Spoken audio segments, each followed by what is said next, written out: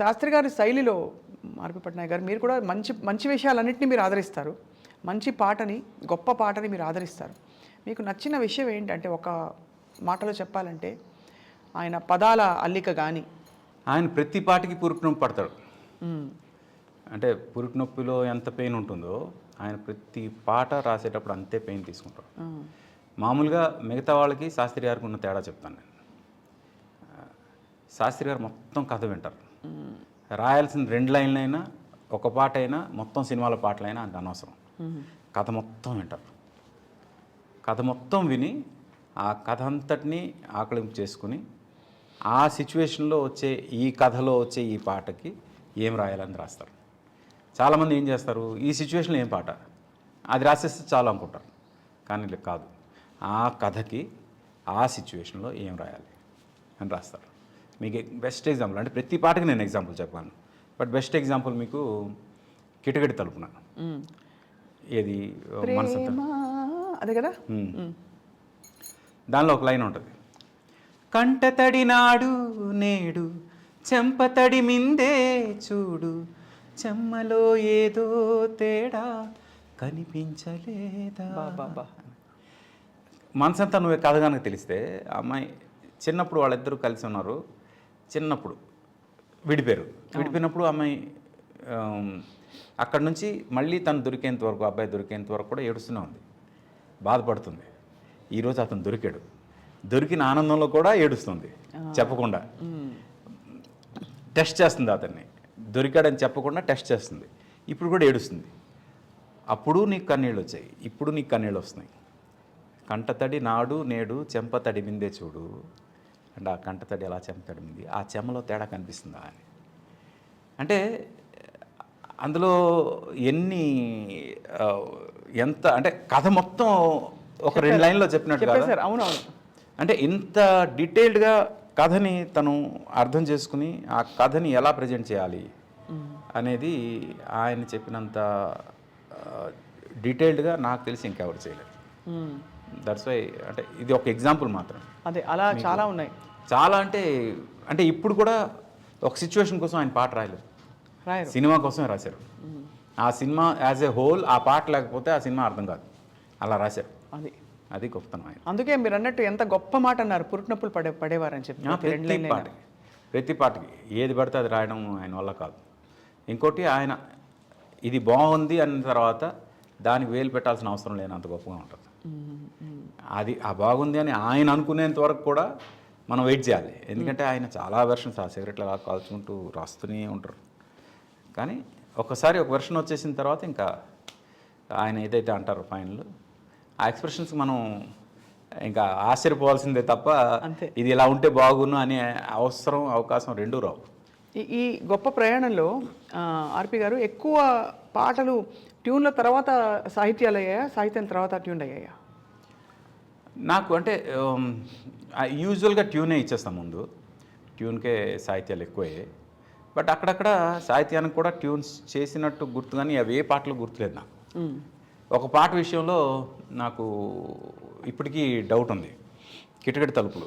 అది ముందు సాహిత్యం వచ్చిందా లేకపోతే ముందు ట్యూన్ చేశానా అనేది. ఎందుకంటే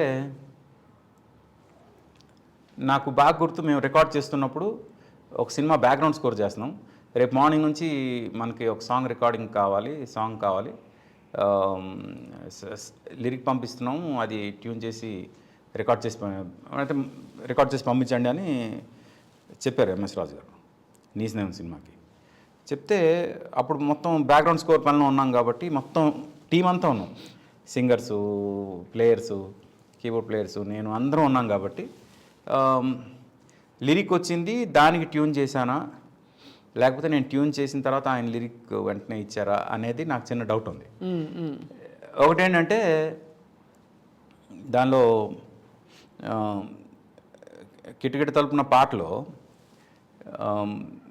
ట్యూన్ పరంగా చూసుకుంటే అది హిందోళ రాగంలో ఉందనే విషయం ఆ పాట లిరిక్ చూస్తే అర్థమవుద్ది.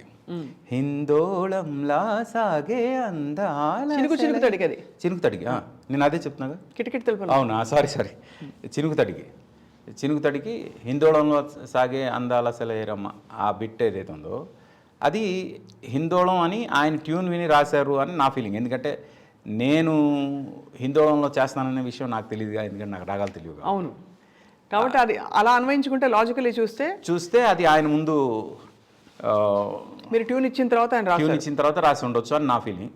బట్ నాకు ఆ రికార్డింగ్ సిచ్యువేషన్ అంతా గుర్తు.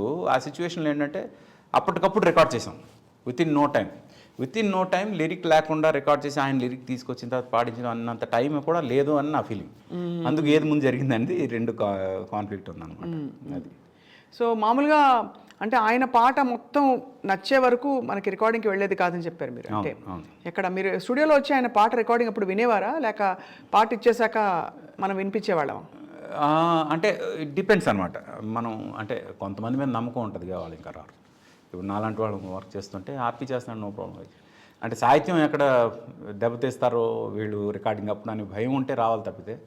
ఇప్పుడు నేను చాలా పర్టికులర్గా ఉంటాను. ఎంత పర్టికులర్ అంటే ఇప్పుడు మనసంతా నువ్వేలో అన్ని పాటలు శాస్త్రి గారు చెప్పనా ప్రేమ పాట ఉంది. అది ఒక హిందీలో ఒక సింగర్తో పాడించాలని బాంబే వెళ్ళారు. అందరం అనుకున్నాం అతను పాడితే బాగుంటుందని వెళ్ళాం. వెళ్తే ఆయన ఇప్పుడే నువ్విలా వెళ్ళవనే సంగతి, ఒరిజినల్గా ఇప్పుడే నువ్విలా వెళ్ళవనే సంగతి, గాలిలో పరిమళం నాకు చెబుతున్నది. ఇది ఎంత గొప్ప ఆలోచన చూడండి, ఇప్పుడే ఇక్కడి నుంచి వెళ్ళామని నీ పరిమళం ఎక్కడ ఉందని నాకు చెబుతుంది ఈ పాట. అయితే ఆయన ఆ హిందీ సింగర్ ఎవరైతే ఉన్నారో అతనికి ఆకారం సైజ్ తాలూకు డిఫరెన్స్ తెలీదు. ఇప్పుడే నువ్విలా వెళ్ళవనే సంగతి, వెళ్ళవనే అది మీనింగ్ మారిపోతుంది, వెళ్ళావనే అనాలి అంటే సరే అని ఇంకోసారి ట్రై చేశాడు. ఇంకోసారి 50 సార్లు పాడాడు. 50 సార్లు కూడా వెళ్ళవనే సంగతి అంటున్నాడు. వెళ్ళావనే అని అన్నిసార్లు అనలేకపోయాడు. అదేంటంటే మీరే కావాలని నన్ను ఇది చేస్తున్నారు, నేను కరెక్ట్గానే పాడుతున్నాను, you are pulling my leg అన్నాడు. అంటే నేను వెంటనే ఫోన్ చేసి సార్ ఇలా ఎంఎస్ రాజు గారికి ఫోన్ చేశాను, సార్ ఇలా అతను ఇలా పాడుతున్నాడు, మరి మనం కంటిన్యూ చేయడం కష్టమేమో అంటే లేదు డబ్బులు ఇచ్చి పంపించేసే ఎంఎస్ రాజు గారు. డబ్బులు ఇచ్చి పంపించేసాను.